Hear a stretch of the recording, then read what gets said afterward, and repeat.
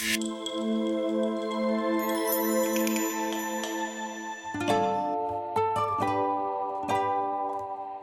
name is Merle Bartsch. I am the founder of Rosaia, which is a social tech startup located in Rotterdam.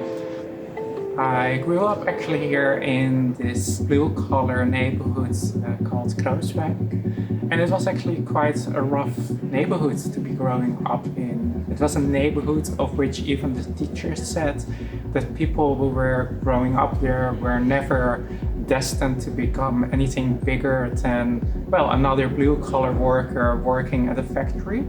In that sense, it was rough growing up, especially as someone who was not necessarily inclined to do that kind of things. And I would hope that we are growing towards a society wherein more people are, well, in fact, doing work which is meaningful to themselves, meaningful to society.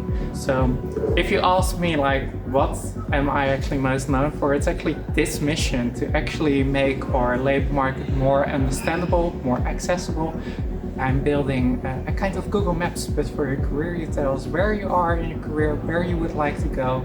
We help you get there with personalized advice on re- and upskilling, anything anyone might need to actually get to their dream job.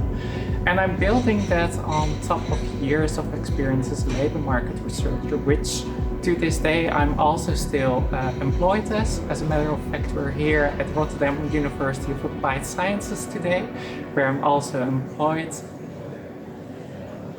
We do have a tendency when it comes to schools, universities, to mostly be focusing on like the hard skills, the things we need to do our jobs effectively, at least in purely functional terms. But if I were to say what is truly important to jobs, it's mostly those so-called soft skills. Are the skills that make us humans. It's about collaborating, it's about solving problems, being able to feel empathy for another. We also see time and again in research that these are the most important skills to actually have, because when our hard skills are being automated, what is left is actually those skills that make us human.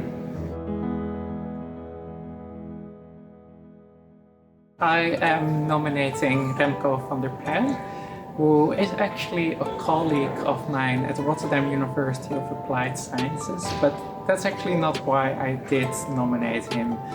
I nominated Remco because he's actually in a certain way similar to me, so I myself have somewhat of a noisy career, and for Remco that is actually very similar. I mean, Remco has previously worked as like this programmer and IT consultant, but he has also worked at the School of Arts here in Rotterdam.